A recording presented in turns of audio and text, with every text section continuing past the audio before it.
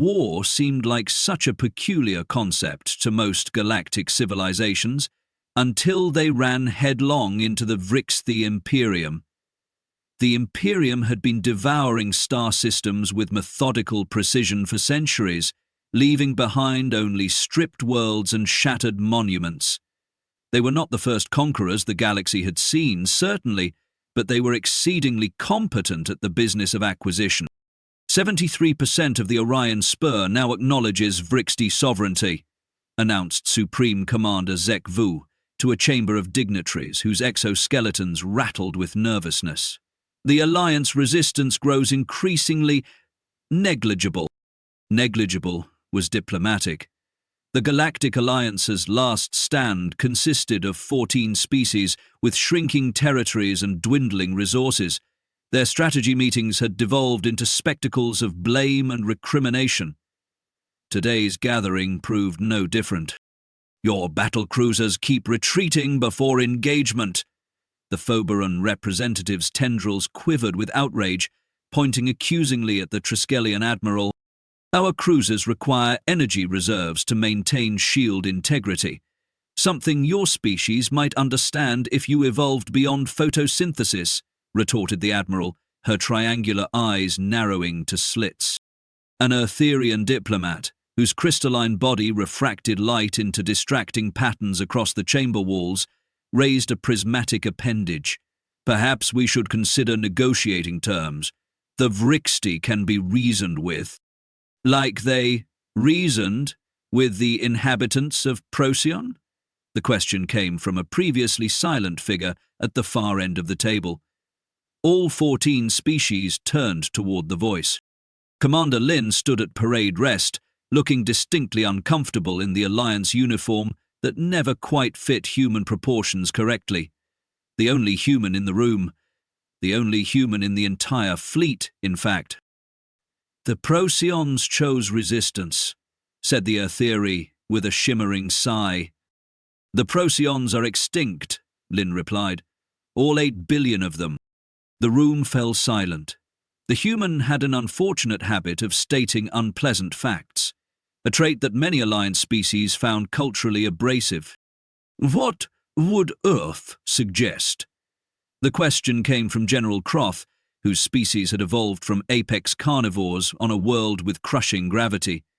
His people, the Dravak, commanded respect through their physical prowess, though most found them oddly sentimental for predators. Lin moved to the hollow map, manipulating the display to highlight a region of space near the galactic rim. Humanity suggests we stop fighting the Vrixthi altogether. Outrage erupted across the chamber. Accusations of cowardice and betrayal filled the air until Croth slammed a massive clawed hand against the table, cracking its surface and commanding silence. Explain, he rumbled. The Vrixthi aren't the biggest threat we face, Lin continued, zooming the map beyond Alliance space to a seemingly empty sector. We've detected something out here, something that makes the Imperium look like squabbling children. Another mysterious human discovery, the Triskelion admiral sneered. Your species always claims knowledge beyond verification. My species survived 12 extinction-level events before achieving spaceflight, Lin countered. We recognize existential threats. This region contains a species that doesn't just conquer, it consumes. We call them devourers. The Phoberan representative balked. And how would one small planet know this when Alliance deep space probes detect nothing? Lin's expression remained neutral. Because Earth sent a diplomatic team to make contact 3 standard cycles ago. The recordings returned yesterday. Would you care to see what remains of our ambassadors? Lin activated a holographic recording. The chamber watched in horrified silence as the diplomatic team, 6 humans and their vessel, were systematically disassembled by creatures that seemed to phase between solid and gaseous states.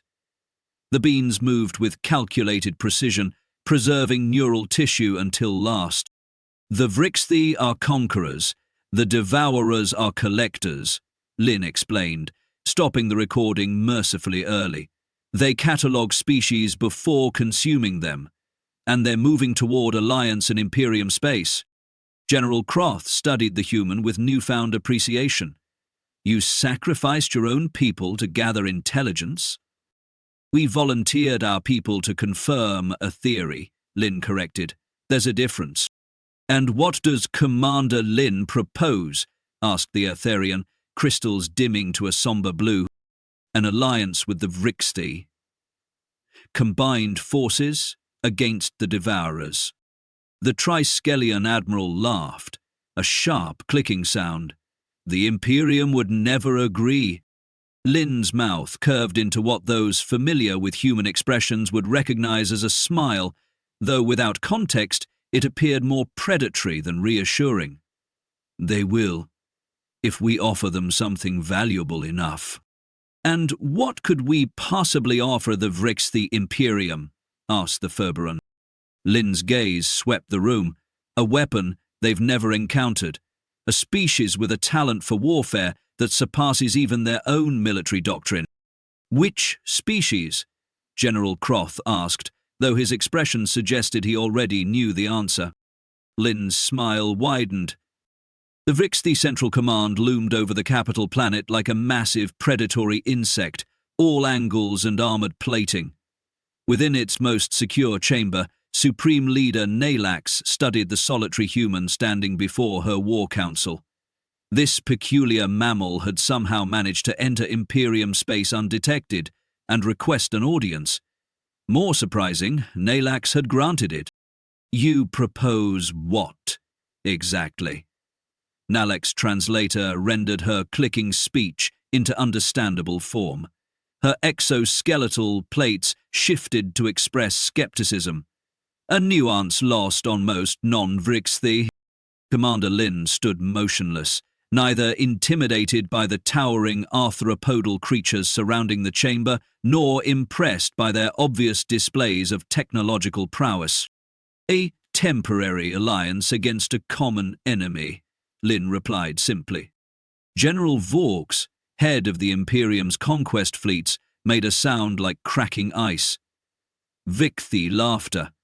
The alliance sends a lone representative to suggest cooperation. Your 14 species couldn't even coordinate a proper defense against our standard battle formations.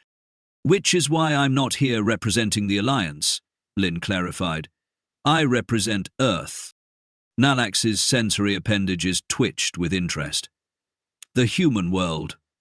We've observed your transmissions. Curiously contradictory signals. Brilliant theoretical physics alongside entertainment about improbable mating scenarios. Lin maintained a diplomatic expression. We contain multitudes. Indeed, Nalax gestured toward a holographic display which activated to show Earth's solar system. Your world has remained outside our expansion path, not from oversight, but calculation. Your species presents unusual variables. Lim nodded. That's why I'm here. Our variables might be the only ones capable of addressing what's coming. And what exactly approaches? Vaux demanded, mandibles clicking impatiently.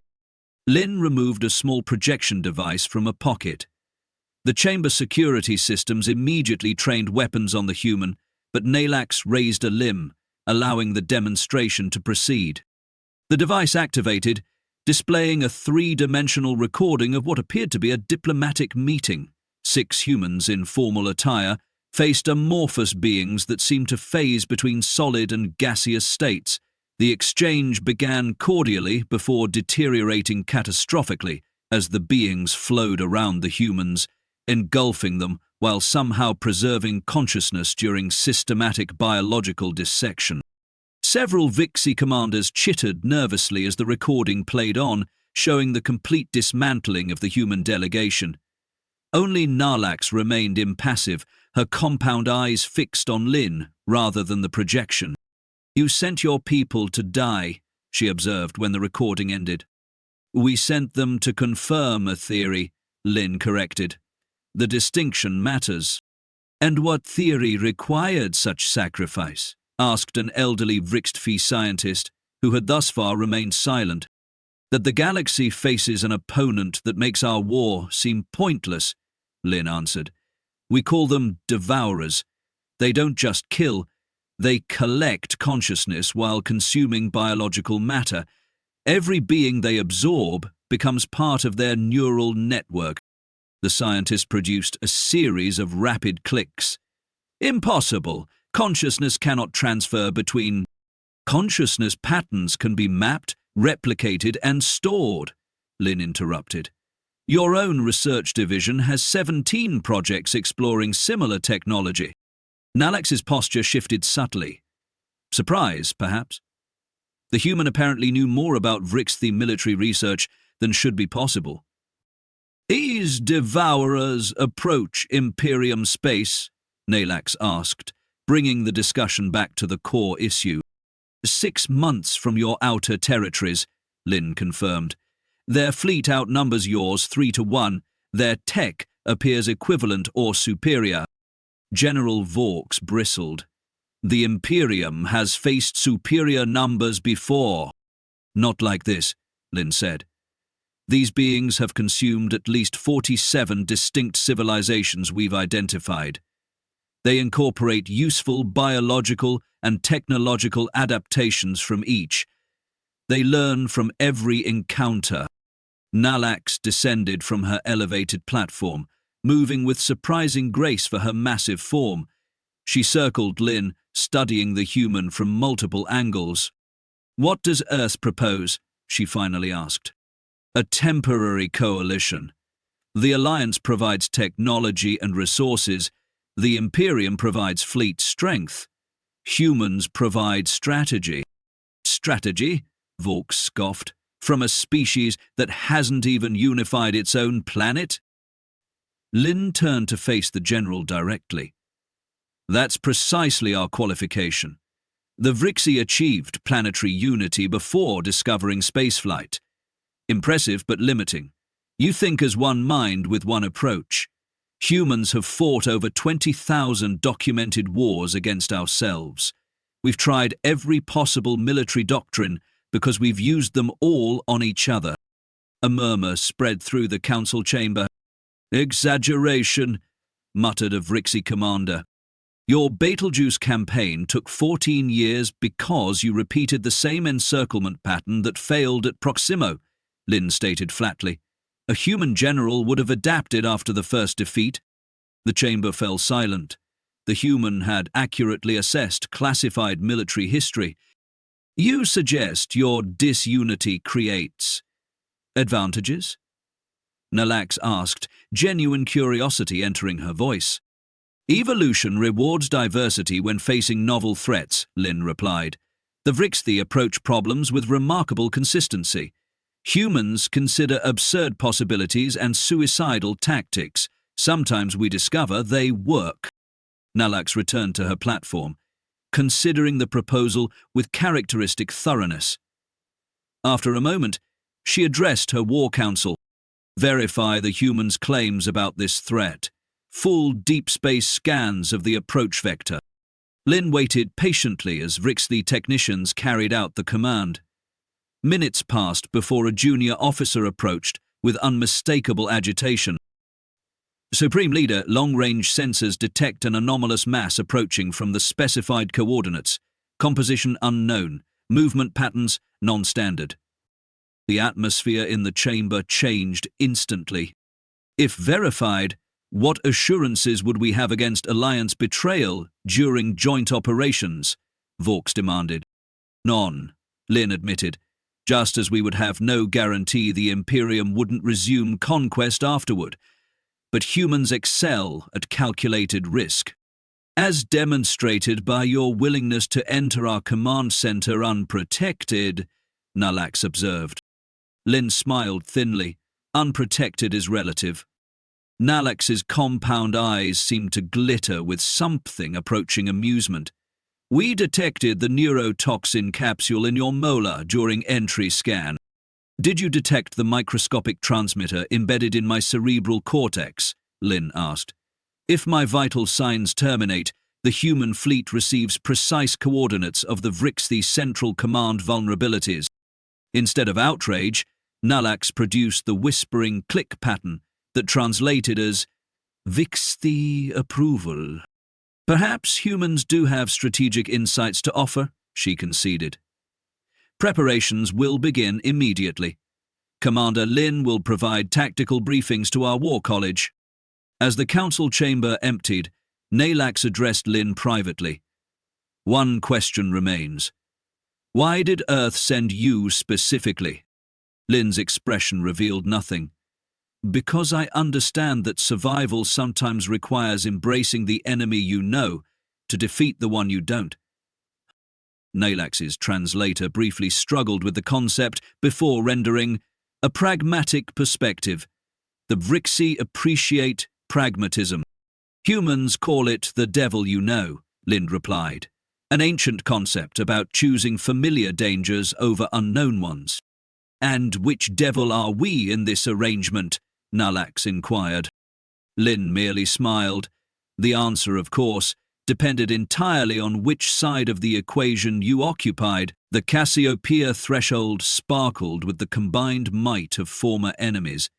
Hundreds of Alliance vessels, elegant, organic curves housing efficiency spokelet technology, formed careful formations alongside the brutal architectural statements that were Vrixthi warships.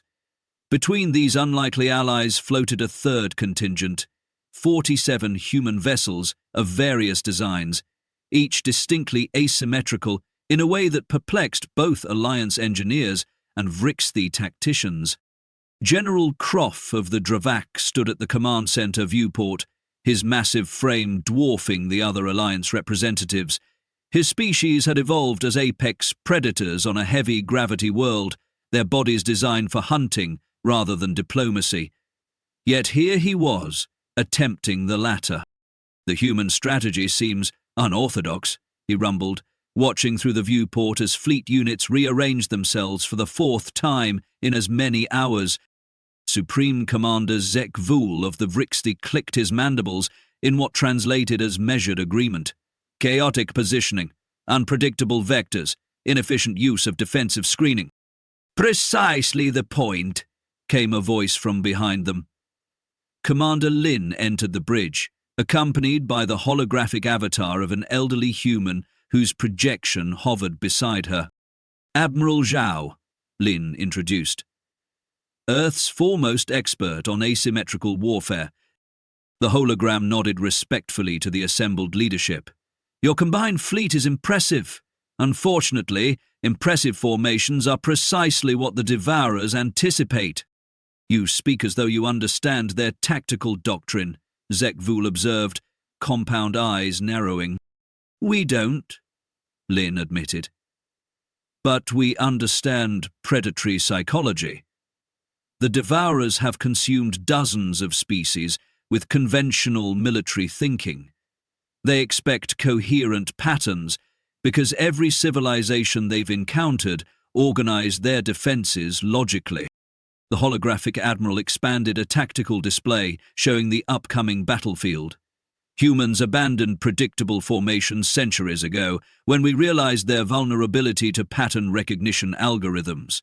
The Devourers essentially operate as organic algorithms, absorbing, analyzing, and countering known strategies. So instead we present them with apparent chaos, General Croft concluded, beginning to grasp the concept. Controlled chaos, Lin corrected. Each ship group operates under independent protocols until specific trigger conditions occur. The Devourers will detect multiple conflicting strategies rather than a unified defense. The Etherean representative, whose crystalline body pulsed with skeptical orange light, floated forward. Theory remains untested. The Alliance traditionally values simulation-validated approaches. Simulation requires accurate modeling of enemy behavior, Lin countered. We have insufficient data for meaningful prediction. We have only one recording of Devourer tactical behavior, which demonstrated overwhelming success against your diplomatic vessel, noted an 8-limbed Phoberan analyst, tendrils coiling anxiously.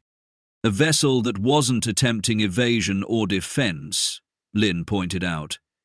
We sent them lambs to study the wolves. General Krath made a sound somewhere between a growl and a laugh. Humans speak casually of sacrificing their own. Not casually, the holographic Admiral Zhao interjected. With terrible purpose, each diplomatic officer volunteered knowing their neural patterns would be preserved within the collective. They remain our first infiltration. This statement caused visible discomfort among the Alliance representatives, but surprising intrigue from the Vrixthi commanders. Supreme Leader Nalax, who had been silently observing from her command platform, finally spoke. The human implies consciousness transfer remains meaningful after absorption, an untestable assumption. Lin turned toward the Vrixthi leader. Not entirely untestable. Our quantum theorists believe the Devourer's neural preservation creates unintended vulnerabilities. Absorbed consciousness maintains quantum coherence with its original framework. Theoretical physics, dismissed Zekvul. Battlefield tactics should rely on established principles. Your established principles failed against our simulated engagements, Lin replied bluntly. 7 times. The Vrixthi commander's exoskeleton stiffened at this reminder of the war games conducted during the uneasy alliance formation. Human tactical AI had consistently outmaneuvered Vrixthi battle doctrine. Sensor contact, announced a technician from the communications array. Transition signatures detected at coordinate L7. The combined leadership fell silent as the main viewer displayed the approaching threat. Space rippled as if heated by an invisible flame, then tore open to reveal the first Devourer vessel. Unlike the utilitarian designs of the Coalition fleet, the Devourer ship defied conventional construction principles. Its hull seemed to phase between solid and gaseous states, with surfaces that rippled despite appearing metallic. More spatial distortions followed, until 317 similar vessels occupied the battlefield. They arranged themselves not in traditional military formation, but in a 3-dimensional pattern resembling neural connections. "Sir, communicating," Lin observed, studying the display intently, establishing collective parameters. "Weapons range in 40 seconds, reported a Vrixthi tactical officer. Lin nodded to Admiral Zhao's hologram, which expanded to address all Coalition commanders simultaneously. Execute Phase 1 of Operation Fractured Mirror. Throughout the combined fleet, pre-programmed commands activated. Alliance vessels broke formation, scattering in seemingly random directions. Vrixthi warships powered down non-essential systems, reducing their energy signatures to minimal levels. Human ships accelerated directly toward the Devourer fleet. The humans exposed themselves as bait, Zekvul observed, with something approaching admiration. "Not bait," Lin corrected, "noise." As the Devourer fleet adjusted to track the approaching human vessels, thousands of small objects deployed from concealed bays in the Alliance ships. Each object, barely larger than a personal transport pod, activated miniaturized engines and swarmed toward the enemy. "Deploying Whisper drones," Lin announced. "Phase 2, commencing." The drones surrounded the Devourer vessels, emitting precisely calibrated quantum signals on frequencies that human scientists had extracted from analyzing their diplomatic mission's final transmissions. Rather than attacking physically, the drones broadcast mathematical sequences, variations of prime number series, geometric progressions, and strangely distorted mirror images of the Devourer's own communication patterns. The effect was immediate and unsettling. The Devourer formation began to fracture, individual ships changing course erratically. "What exactly are those devices transmitting?" General Krath demanded.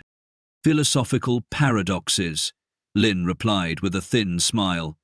"Logical loops that contradict the Devourer's neural framework. Their collective consciousness operates on unified logic.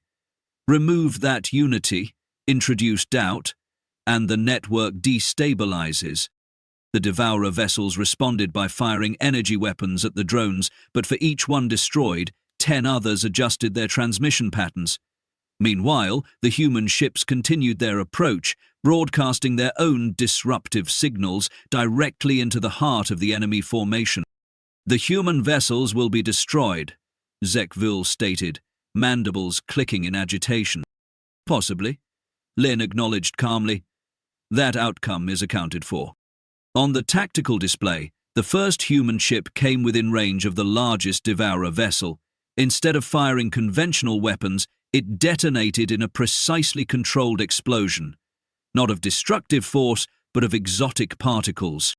"Quantum disruptors," explained the Eartherian scientist, crystalline body now pulsing with excited blue light, forcing entanglement collapse across artificially maintained neural networks. The effect rippled through the Devourer formation. Ships that had operated as a single entity suddenly moved as individuals, some colliding with neighboring vessels, others firing weapons at empty space. "Execute Phase 3, Lin ordered. "Coalition vessels implement targeting protocol Gamma 6. The scattered Alliance ships and dormant Vrixthi warships suddenly blazed to full power, converging on the disoriented Devourer fleet from multiple vectors. Rather than targeting ships for destruction, they fired specialized weapons that encased Devourer vessels in containment fields. "We're not attempting to destroy them," Supreme Leader Nalex questioned. "Destruction wastes valuable intelligence," Lin explained. "Each captured vessel contains the neural patterns of countless absorbed species. We need that knowledge." "For what purpose?" asked the Fabaran representative, tendrils waving suspiciously. Lin exchanged glances with Admiral Zhao's hologram before answering. "To understand how they transfer and maintain consciousness, to determine if absorbed patterns can be extracted and restored." This revelation sent a shockwave through the command center. The implications were staggering, particularly for the Alliance species, who had lost entire colony worlds to the Vrixthi Imperium. If consciousness could be preserved and transferred, "You propose resurrection technology," Zekvul stated flatly, the concept clearly disturbing, even to the conquest-oriented Vrixthi. "We propose understanding what we face," Lin corrected. "The Devourers aren't the first species to discover consciousness manipulation, merely the most aggressive application we've encountered. Earth has theorized similar technology for centuries. General Kroth studied the human with newfound wariness. Your diplomatic team, they weren't just gathering intelligence, they were testing a theory." "Every theory requires data," Admiral Zhao's hologram acknowledged, "especially one with such profound implications." On the tactical display, the battle continued to unfold according to the human strategy. Devourer vessels, cut off from their collective guidance, fell into predictable defensive patterns that the coalition forces systematically exploited. Within 2 hours, 37 enemy ships had been captured in containment fields, while another 49 had been disabled by precision strikes to propulsion systems. "They're adapting," Lin observed, pointing to a cluster of Devourer vessels that had begun moving in coordinated patterns again, establishing localized collective networks to replace the disrupted main consciousness. "As anticipated," Admiral Zhao's hologram confirmed, "initiate isolation protocols." Throughout the battlefield, coalition ships adjusted their tactics, separating Devourer clusters with carefully targeted energy fields that prevented quantum communication between vessel groups. What had been one unified enemy became dozens of smaller, manageable threats. "Fascinating methodology," mused Supreme Leader Nalax. "The humans fight not against ships, but against communication itself. We recognize the true threat isn't their technology, but their unity," Lin explained. "Disrupt that, and conventional tactical advantages reassert themselves." The Thoberon analyst's tendrils suddenly stiffened with alarm. "Energy surge detected from the central Devourer cluster, unknown weapon signature charging." All eyes turned to the tactical display, where the largest enemy vessel had begun to emit strange, pulsating energy waves. The surrounding space darkened, as though light itself was being consumed. "Consciousness weapon," Lin stated, with surprising calmness. "They're attempting to establish direct neural connection with our crews." "How could you possibly know that?" demanded Zek Vul. "Because we theorized it was possible," Admiral Zhao's hologram answered. "Direct consciousness manipulation across space-time barriers, the ultimate evolution of their absorption capability." "Our vessels, engage neural shielding," Lin ordered. Throughout the Coalition fleet, specialized equipment activated, technology that neither the Alliance nor the Vrixi had seen before. Human scientists had developed the devices based on theoretical models of how consciousness might be targeted and manipulated. "You anticipated this specific weapon?" General Croth asked incredulously. "We anticipated they would attempt consciousness manipulation at range when conventional tactics failed," Lin corrected. "The specific implementation is actually quite interesting. As the Devourer weapon discharged, Coalition vessels reported minimal effect. The human neural shields appeared to function as designed, preventing the attempted consciousness manipulation." "Remarkable," the Eartharian scientist observed. "Human theoretical models predicted a threat that has never been encountered before." "Never encountered by your species," Lin noted quietly. This comment drew sharp attention from both Alliance and Vrixi leaders. "Explain," commanded Supreme Leader Nalax. Lin hesitated, exchanging glances with Admiral Zhao's hologram before continuing. "Earth experienced a similar attack 300 years ago.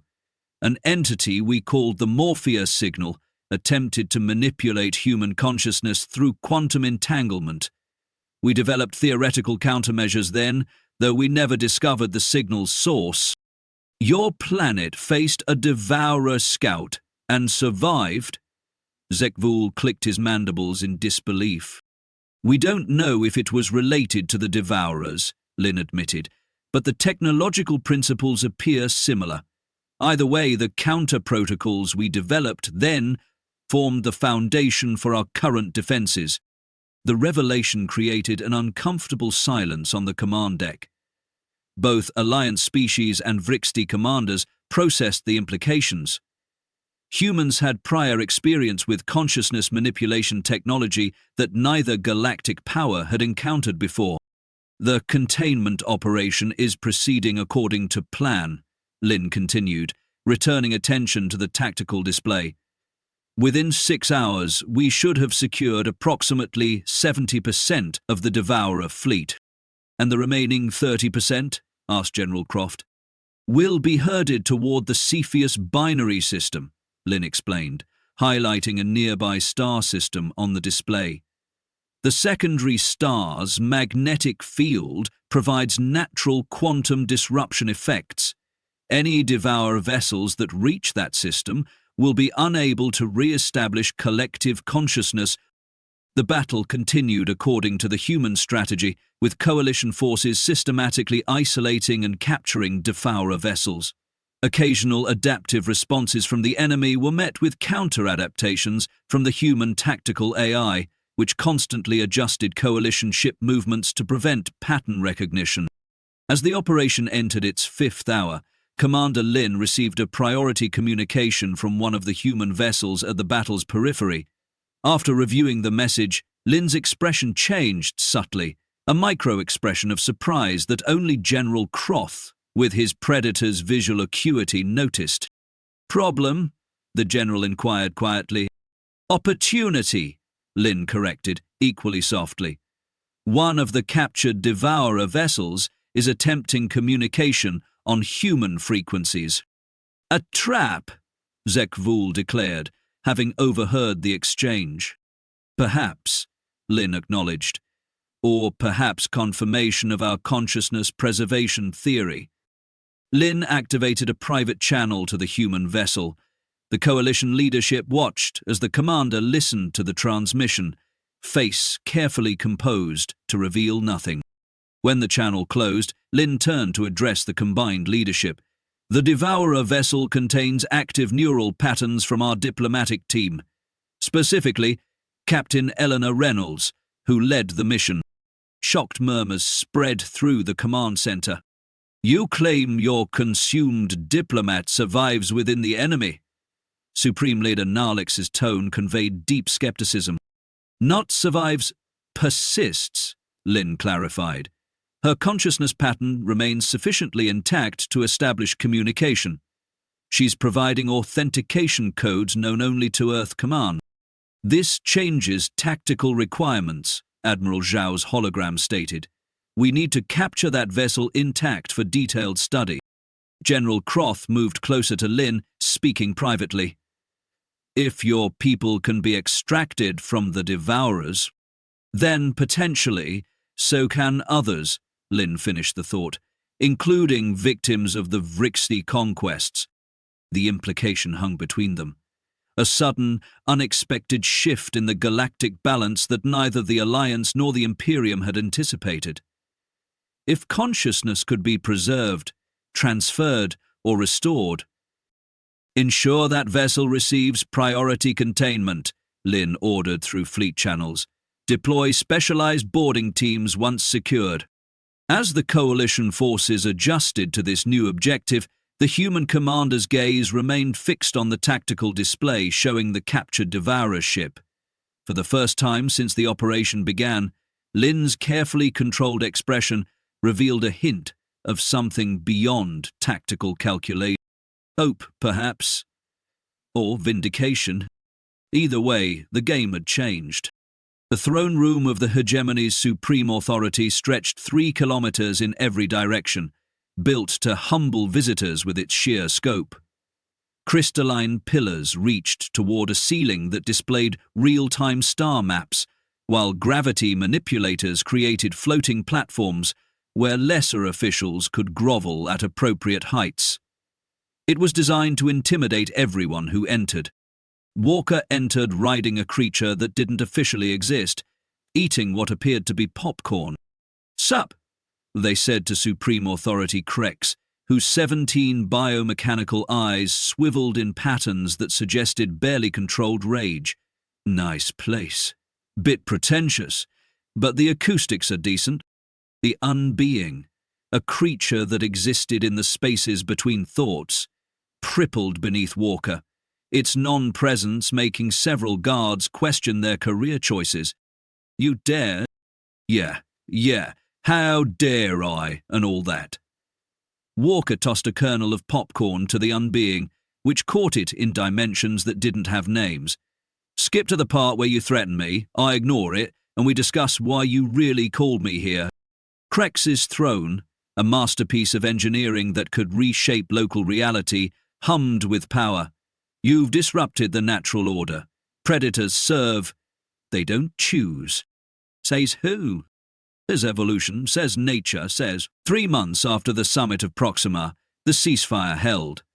The Tenacity served as headquarters for the newly established Proxima Accord, where former enemies worked toward peace. Captain Vaughn oversaw negotiations, while Dr. Webb dispensed cryptic wisdom that religious authorities from both civilizations eagerly interpreted. Only Zeki seemed troubled by their success.